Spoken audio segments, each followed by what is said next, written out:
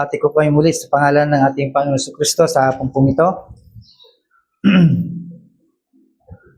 Para sa ating teksto sa hapong ito ay balikan po muli natin ang ating Biblia sa Colossians chapter 1 verse 24. Colossians chapter 1 verse 24. Basahin po natin. Nagagalak ako sa aking paghihirap alang-alang sa inyo sapagkat sa pamamagitan nito ay naipagpapatuloy ko ang paghihirap na kailangan pang gawin ni Kristo para sa iglesia ng kanyang katawan. Manalangin po tayo. Aming Diyos, salamat po muli sa hapong ito at dalangin ko po na biyayaan niyo po at pagpalain po ninyo ang pandinig ng bawat isa. Maraming salamat. Ito po aming dalangin sa pangalan po ni Jesus. Amen. At sabi po ng Colossians chapter 1 verse 24 na kung saan si Paul ang nagsasalita po dito dahil si Paul sa kanyang kalalagayan ay nasa kondisyon na kung saan ay nakakulong po siya or something na kinokontra po siya ng mga tao. That's why nagsabi po siya na siya ay nagagalak even though na siya ay naghihirap alang-alang sa katawan ni Kristo. Ibig lang sabihin ay para sa simbahan na kung saan ay siya ang pumupuno sa mga bagay na nais pang gawin ni Pablo, right? Sa ating bilang mga Kristiyano, alam po natin na ang paghihirap, it's sometimes paghihirap bilang isang Kristiyano, yung mga kinakaharap po natin mga pagsubok o anything na nagpapahirap po sa atin. That's why sometimes, usually, we avoid it. Tinatakasan natin po ito or agad-agad ay pinapanalangin natin po ito para mapaalis ang mga problema. Pero dito sa binanggit ni Paul ay there is something shocking, no, na kanyang binanggit. Ito ay shocking because sabi ni Paul ay rejoice. Biglang sabihin, nagagalak siya sa kanyang mga pagsubok na dinadaanan, right? Mga suffering na kanyang kinakaharap. So, ano ang ibig sabihin po dito? Ibig lang sabihin, si Pablo, sinulat niya po ito ay hindi sa pamamagitan na siya ay under comfort. Kundi sinulat niya po ito habang siya ay nakakulong, nakakadena, of course, affliction is there. So, hindi lamang po yun, kundi hindi siya naintindihan at kinakalaban siya ng mga tao. Diba? Instead na siya ay mag-complain, maghimagsik, pero kakaiba, Paul rejoices. No? So, anong klaseng Kristiyano po ito? So, I hope na there are many Christians like this, like him. Kasama na po tayo doon. Sa mga Kristiyanong tumagal na, lumago na siguro. Ito yung ating nasasabi, no? Dahil alam po natin, because alam naman po natin na ang pagsubok sa buhay ng isang Kristiyano ay kaakibat sa kanyang pagiging Kristiyano. Kaya bakit nasabi ni Paul ang mga bagay pong ito? Bakit? Kasi si Paul naintindihan niya. Okay? Naintindihan ni Paul kung saan maraming mga Kristiyano na hindi maintindihan ang mga bagay po ito. They cannot grasp. Pero si Paul ay naintindihan niya. Di ba? At maraming nag-struggle na mga Kristiyano regarding sa suffering. Kaya dapat natin maintindihan, mga kapatid, bilang mga Kristiyano, that suffering in Christ is never meaningless, no? Biglang sabihin, yung paghihirap mo, ikatuwa mo because merong ibig sabihin yan. Lalo na kapag naintindihan mo, when we rightly understood, merong bunga po yan. Hindi nyo ba alam na ang paghihirap o suffering na kinakaharap po natin, yan ay ministeryo mo? This is a ministry, ang suffering. Di ba? Kaso hindi. Nagiging, tag dito, balakid sa kanyang buhay Kristiyano. Right? Nagiging hadlang. That's why there are many Christians na tumitiwalag, bumabaliktad dahil sa hindi pagkaunawa, hindi naintindihan, di ba? Na supposed to be dapat ikagalak ng isang Kristiyano, pero tingnan natin kung bakit si Pablo ay ikinatuwa niya. And even naging ministry niya po ito. That's why sa pumpong ito, we have to explore, no? Kailangan natin makita na sa isang mananampalataya, lalo na ikaw ay nagsasabi na ikaw ay lingkod ni Kristo. All of us ay servant ni Christ. Kaya dapat ang magiging pananaw natin sa suffering is minister. It is magkaroon po tayo ng kagalakan, no?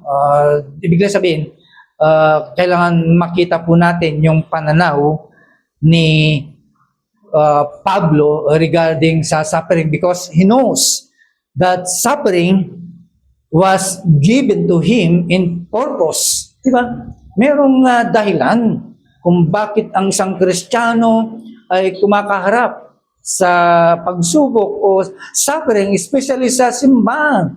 Diba? Kung kailan naman naglilingkod ka sa simbahan ay nagkaroon ka ng ganitong klaseng takbo ng buhay while hindi ka pa naman Kristiyano, wala yan. Kaya lang, ibang suffering naman yung kinakaharap mo. Pero dito, suffering because you want, no? Kailangan gawin mo, meron kang gagawin sa loob ng simbahan. That's why Paul, he knows that suffering there is a purpose. Merong kadahilanan. Kaya yung suffering ni Paul dito ay hindi po ito aksidente. Okay? Walang patutunguhan. Okay? Hindi ito tinatawag na self-inflicted.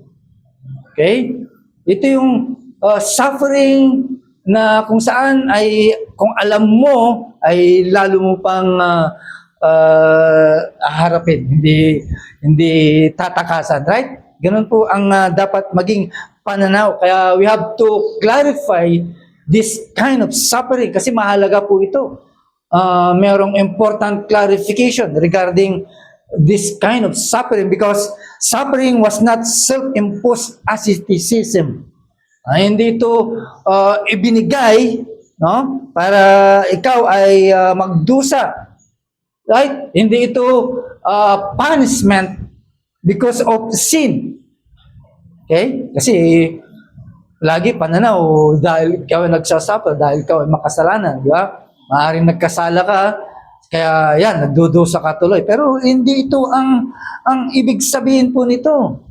No? Hindi ito parusa ng kasalanan, kundi hindi ibig sabihin nagkaroon ka ng displeasure sa Diyos. Kaya nagkakaroon ka ng suffering. It is not God displeasure, di ba? Alam naman po natin po yun dahil, of course, pilit po natin, gusto po natin mamuhay na ma-please natin ang Diyos. That's why we make it, ginagawa po natin lahat ng mga iniligay ng Diyos para tayo ay patuloy na makbang sa ating mga buhay Kristiyano, di ba? Yan naman ay ginawa na ng lahat ng Diyos po yan. Nasa iyo na lang kung matalino mong gagamitin. Lagi nating binabanggit that there is means of grace. Yun yun. Yun ang ibinigay sa atin. Kaya maintindihan po natin. So, ganun. Anong rason? Bakit nagsasuffer si Paul? Bakit ka nagsasuffer? Bakit ka nagdurusa bilang isang Kristiyano? Because you follow Christ. Sumunod ka kay Kristo. Ngayon, kung ayaw mo mag-suffer, huwag kang sumunod. Lalo na kapag ikaw ay nag-preach ng gospel, di ba? Paul suffered because he preached the gospel and followed Christ. Yun yung malinaw, no, na dapat maintindihan bilang mga Kristiyano. Makikita po natin po yan sa mga following verses ng Bible. Diba? Kaya dapat maintindihan. Di ba? Si Paul naman ay hindi siya nag-suffer because dahil careless siya. Hindi naman di ba? He suffered not because he was not careless po siya. Hindi naman. Kundi maingat talaga si Paul. So, anong rason? He suffered because he was faithful. No? Wow. Yung magiging faithful pa nagsasama. No? Lalo na siguro sa gobyerno kapag faithful ka na maglingkod. Nakikita ba natin kung kailan sino yung gustong maglingkod sa bayan, sila yung tinitira, while yung mga sila sa laula talaga, sila yung namamampayagpag, sila yung mga inaangat. So, yan po yung course. No? Yan po yung takbo. No? Kaya hamon ito sa iyo, no? Para makita mo yung katapatan mo, totoo, being faithful para mag-suffer ka. Yan yung sign na ikaw ay faithful. Ngayon, kung wala, baka may tanong. Okay? So, yun po yung identity ni Paul pagdating sa suffering. He suffered because he was faithful. Right. So, ano ang makikita po natin po doon?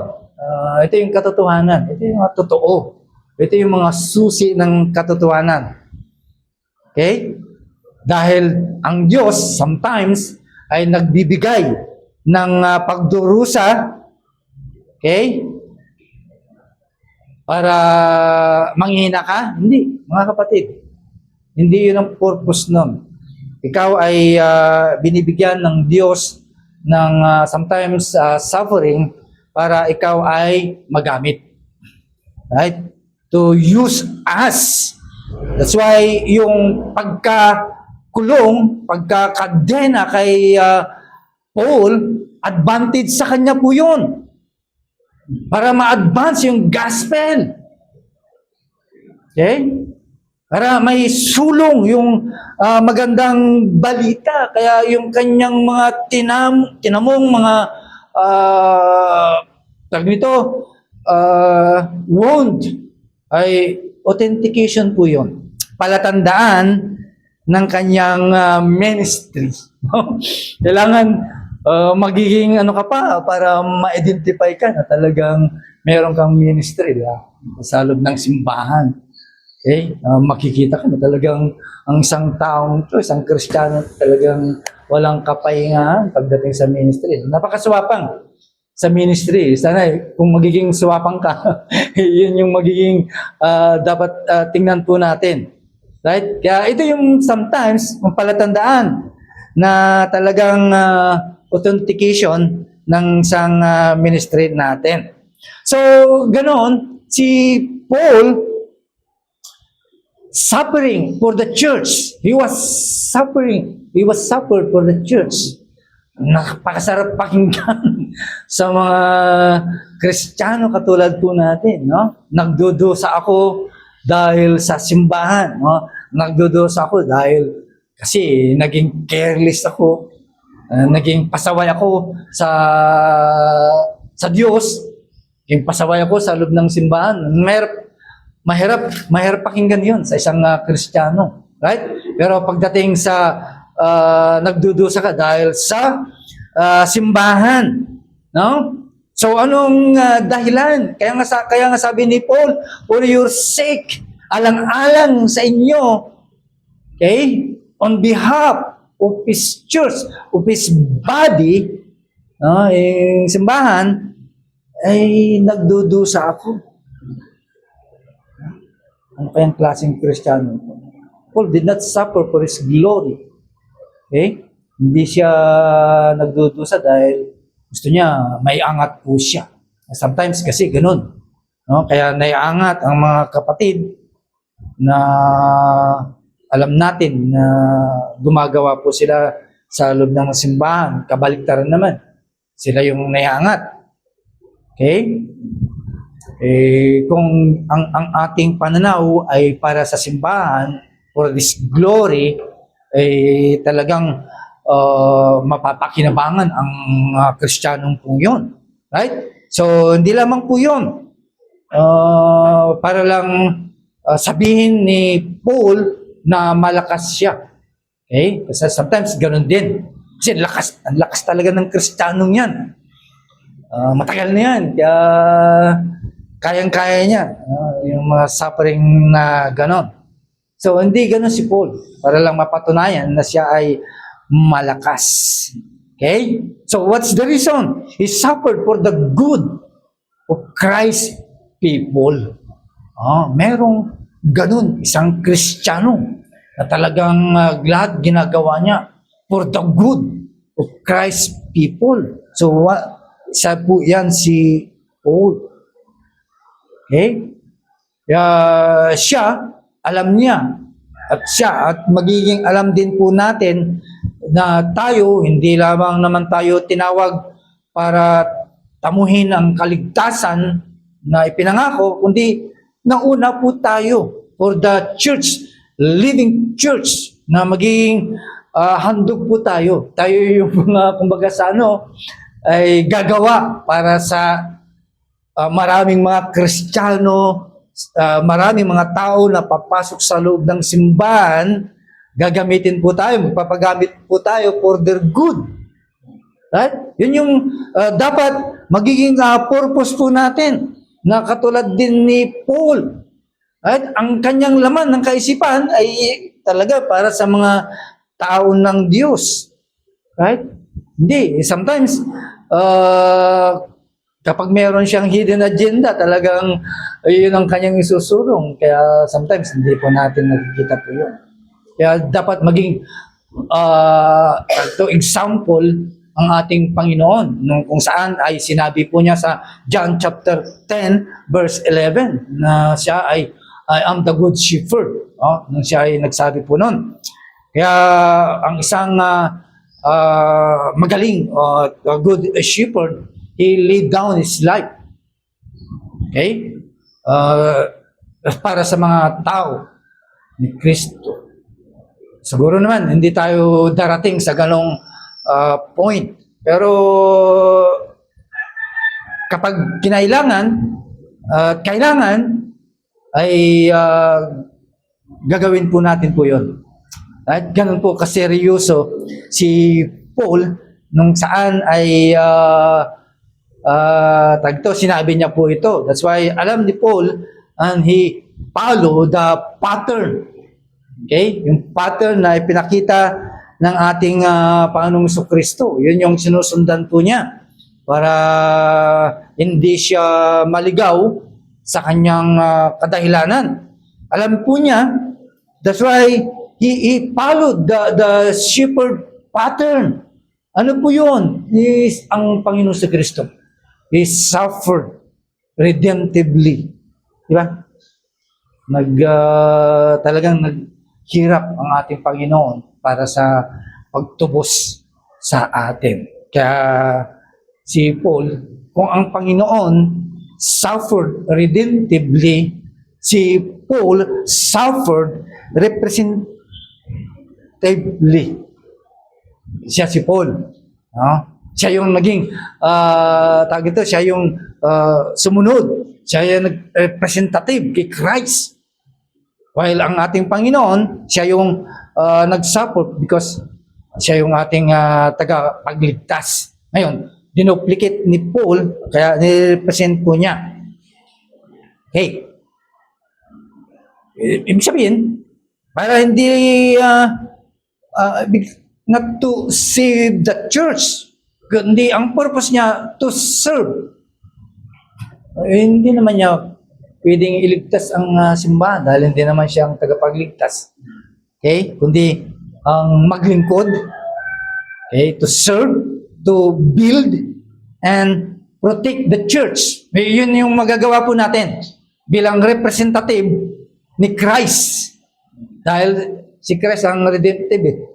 So, yun po yun. Yun po yung nakuha ni Paul. Kaya ito yung katotohanan. Tandaan po natin mga kapatid, ang isang tapat na ministeryo always costs something.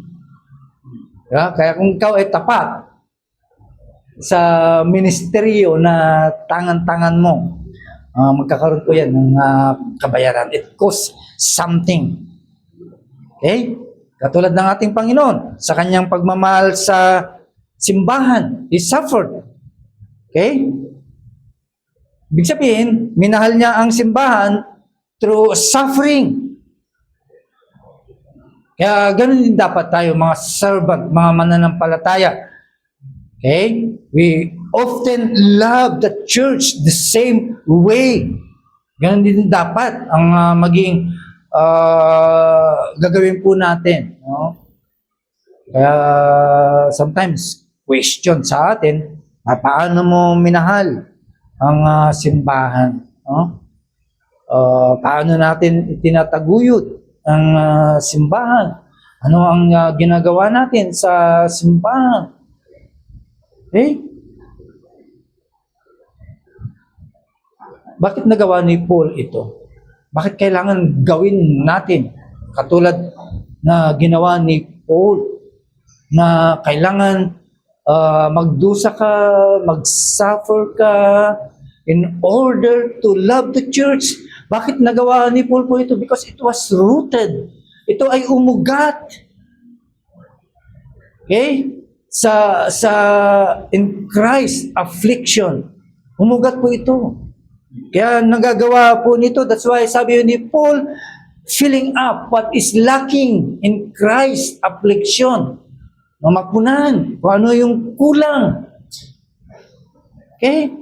Kaya yung iba, they take this verse and misunderstood this verse. Kala nila, ang pagkakaintindi nila,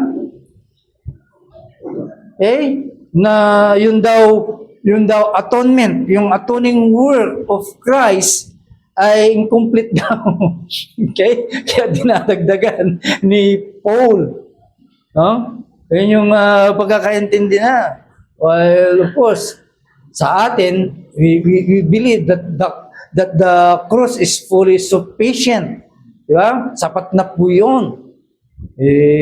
Kung yun ba naman ang pagkakaintindi mo, di parang ikaw din ay merong merong kang part, no, sa pagliligtas. Imagine, ikaw yung magpapatuloy while ang ating Panginoon ay tinanggap niya na lahat ang pagdurusa, no, in terms of salvation. Kaya yung pagkapako ng Panginoon sa krus, it is a fully sufficient for salvation. So ano yung binabanggit na lacking po dito?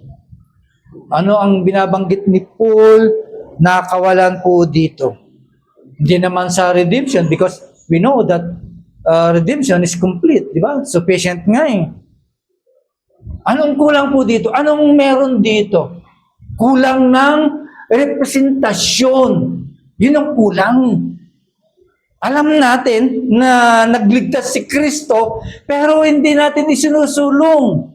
Hindi natin sinasabi sa kanila. Yan yung kulang. Representasyon. Yan yung trabaho po natin na dapat i-represent po natin. Dalhin po natin sa mga tao yung redemption na ginawa ni Kristo. That's why this is the lacking Paul mentioned.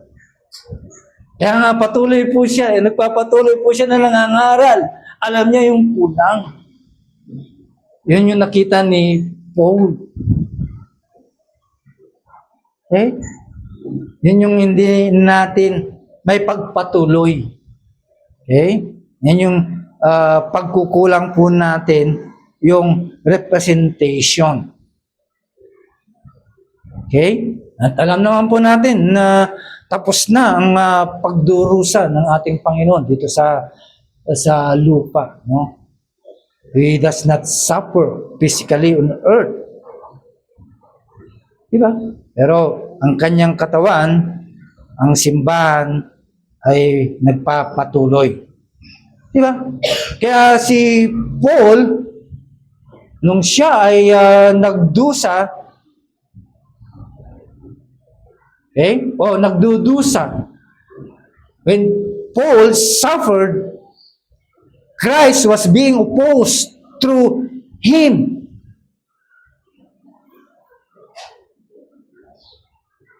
Okay? Kaya nga, in Acts chapter 9, verse 4, sabi po dito, why you persecuting me? Why are you persecuting me? Di ba? Kaya ang katotohanan, mga kapatid, tandaan po natin, kapag ang isang mananampalataya o ang mga mananampalataya nagdurusa para kay Kristo, ibig lang sabihin, you are participating in Christ's ongoing mission. Mission hindi yung kanyang atonement. Yung mission, yung representasyon, yung pagpapatuloy po natin. Hindi ka nagdudusa because baka sabihin mo, kasama ka sa kanyang pagliligtas, sa kanyang atonement. No. We are not. Kundi tayo ay kasama sa ongoing mission. Napakasarap kapag ikaw ay nagdurusa dahil dala-dala mo ang magandang balita. No? At alam po natin po yan. No? Okay? Alam po natin po yan. Kaya napakaganda yung response ni Paul. Okay? Yung response ng mga Kristiyano ngayon ay di stop. Totally stop.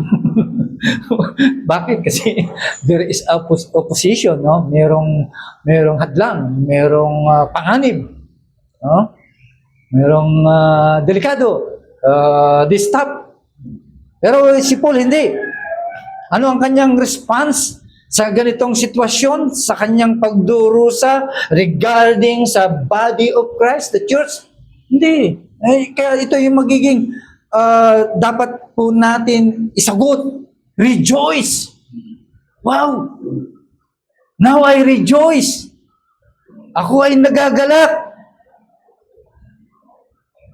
Di ba? Ano kaya ang ibig sabihin po nito? Hindi naman, alam nga namang ikaw ay nagre-rejoice while under pain, di ba? Hindi ganon si Paul. He is not rejoicing because he is in pain. Pain itself. Hindi. Okay? So, anong ibig sabihin po nito? Yung purpose nun behind the pain. Yung kadahilanan nun ang nagbigay sa kanya ng kagalakan. Beyond the pain. Okay? Ano ba yung purpose nun? Na malaman ng ibang tao na merong magandang balita. Okay? Merong magliligtas sa mga talamak na makasalanan katulad mo, katulad ko, katulad nila. So yun yun, bigay sa kanya ng kagalakan. Kaya yung kagalakan niya, saan nanggaling? Nag-ugat. That Christ will be honored. Mapaparangalan ang kanyang master, ang kanyang Panginoon. Alam niya na matutuwa ang Panginoon. At alam niya rin na ang simbahang ito ay lalo pang titibay, lalo pang lalakas. Okay? Lalo pang magdodouble tayo. Diba? Kapag nalaman nila na merong isang church member natin na nagdurusa because of preaching, evangelizing, yun. Nagbibigay, di ba? Nagbibigay na encourage sa atin. Lalo na kapag meron kang kasamang masipag evangelist, yun yung aakay sa iyo.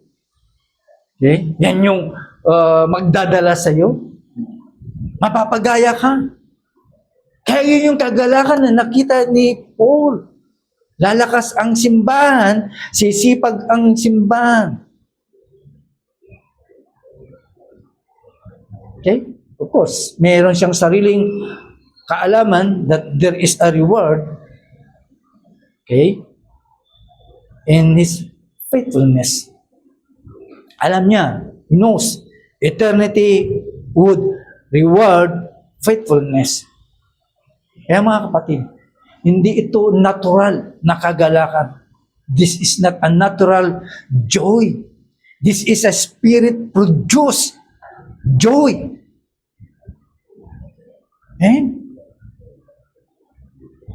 Iba ang kanyang nararamdaman na kagalakan. Sana magbigay po ito sa atin para lalo pa nating gawin.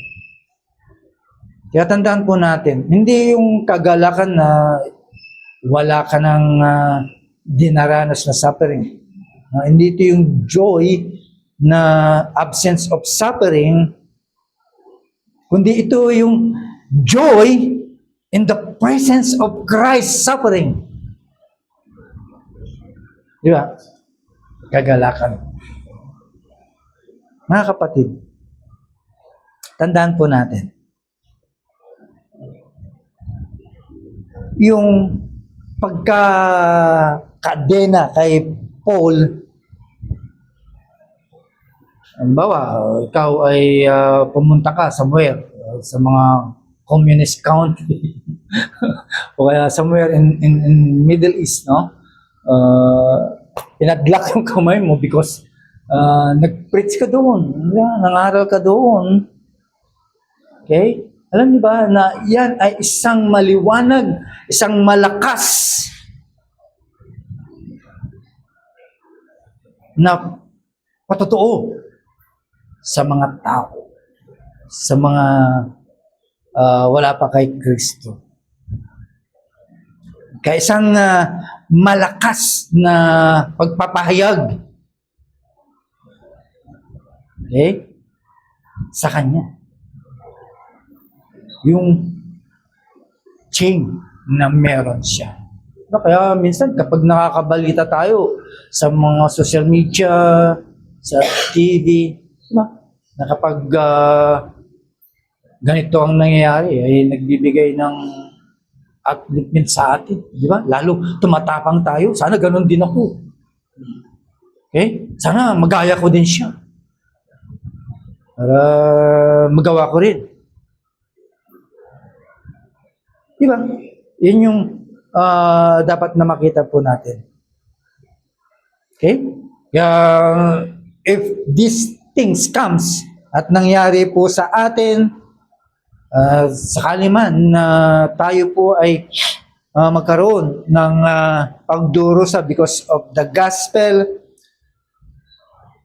okay? Sana ay makita po natin na yung ating pagdurusa ay magbigay ng encouragement sa kanyang mga tao at magbigay ng karangalan sa ating mga puso. Sa ating karangalan sa ating Panginoon. Di ba? At sana ay magbigay po sa atin ng kagalakan. Na ibig lang sabihin, kahit ano ang mangyayari, ay dala-dala po natin lagi yung kagalakan na ito na kung saan ay magbigay po sa atin upang may pagpatuloy po natin ang ating ang ating concern, pagmamahal sa simbahan. Right? Kaya tandaan po natin mga kapatid, we have to examine or review of our suffering. Baka mamaya, suffering yan para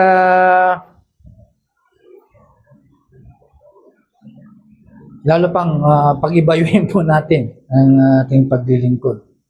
Or, binibiyo po natin Okay? Ang suffering,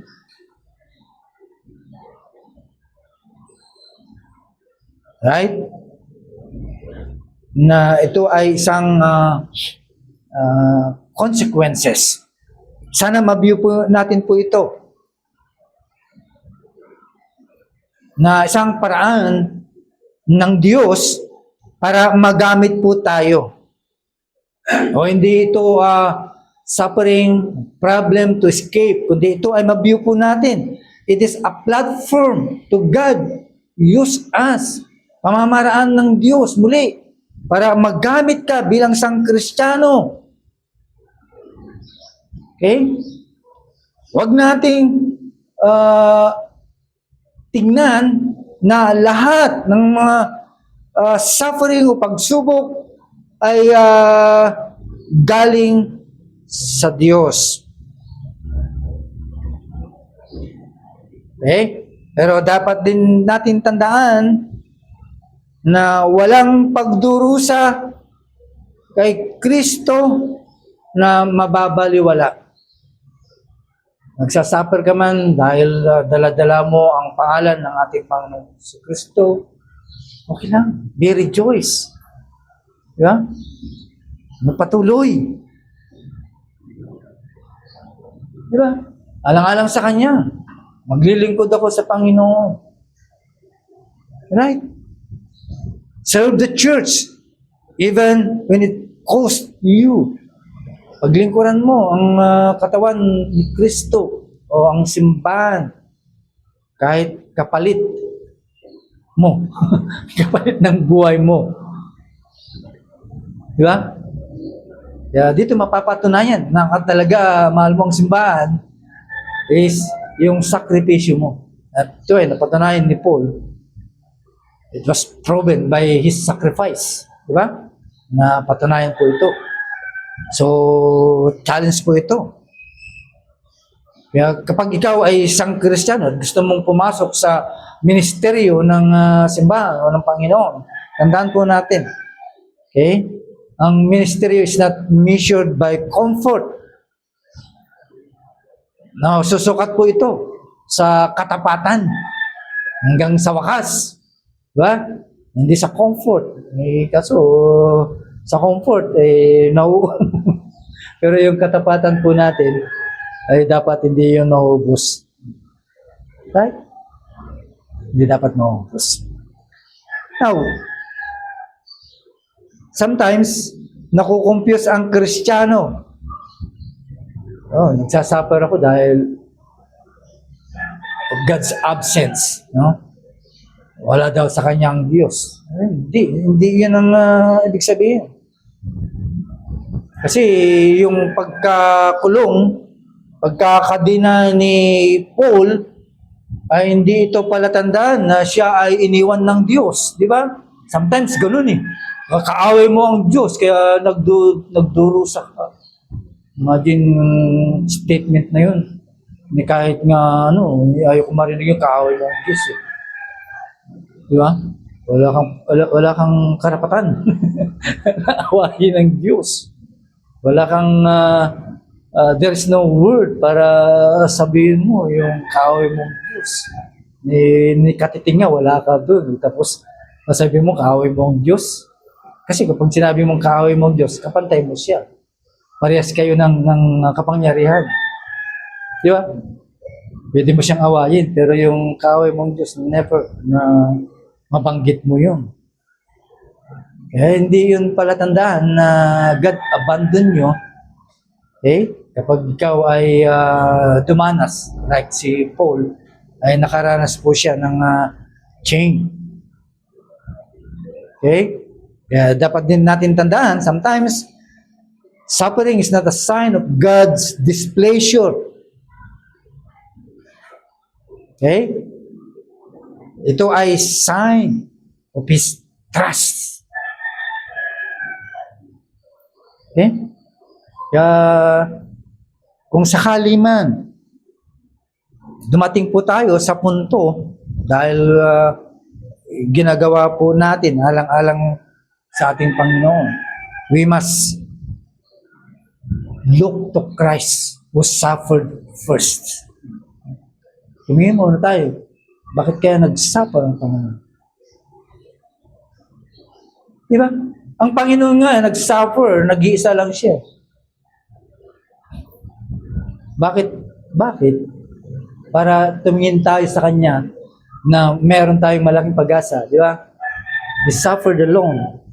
So we could suffer with hope. Pwede po tayong tumingin sa Kanya. Di ba? Nagdusa po siya. Ibig sabihin, yung galit ng Diyos, supposed to be dapat sa atin babagsak. Pero, so we could bear witness. Di ba? Pwede po na tayo magiging witness sa mga tao. Right. Kaya mga kapatid, if Christ rejoiced to do the Father's will for us, for you, no? Kung ang ating Panginoon ay natutuwa, nagagalak dahil sa pagsunod ng kalooban ng Diyos para sa iyo,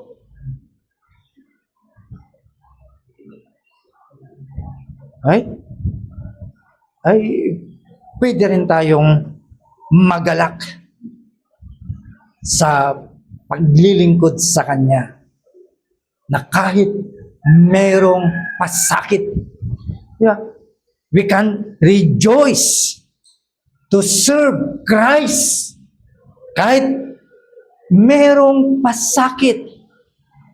Ayan ang sikreto ng Kristiyano na hindi nakikita ng Kristiyano. Okay. Kasi nakikita ng Kristiyano, of course, nandan yung natatakot, di ba? Naiiyak.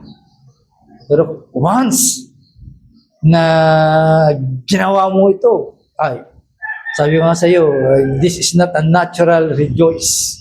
Okay? Hindi ito basta-bastang kagalakan.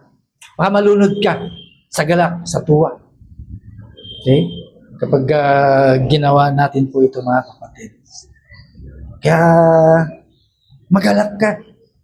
No? Kapag binigyan ka ng pribilehiyo o ng pagkakataon na paglingkuran ang ating Panginoon na kahit merong kaakibat na pagdurusa, you can rejoice. Manalangin po tayo. Salamat po, Diyos, muli sa mensahe na aming natunghayan. Tulad ni Paul, nagalak po siya. Walang puwang ang pagrereklamo o anything na dapat niyang sabihin. Kundi nagagalak po siya, natutuwa po siya na mapaglingkuran kayo, mapaglingkuran ang simbahan, mapaglingkuran ang mga mananampalataya. Kaya kami din, Panginoon, kagalakan po namin na mapaglingkuran ang bawat isa. Mga kapatid, lalo na po yung mga nanlulupaypay, lalo na po yung mga kapatid po namin na hindi na namin nakikita sa anumang kadahilanan.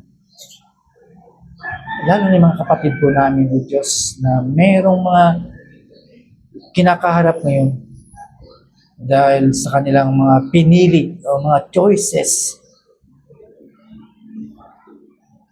Ay kagalakan po namin na sila po ay muling abutin at pabalikin po kami sa inyong katawan. Kaya ilagay niyo po sa amin, Panginoon, ang bagay na ito sa puso po namin. Na kagalakan po namin kahit magdusa po kami para lang sa simbahan. Kaya Lord, maraming salamat. Sana ito ay aming may sagawa sa buhay po namin bilang mga Kristiyano. Purihin ka at pasalamatan ka po sa oras po nito. Ito pagdalayan sa pangalan ng Jesus. Amen.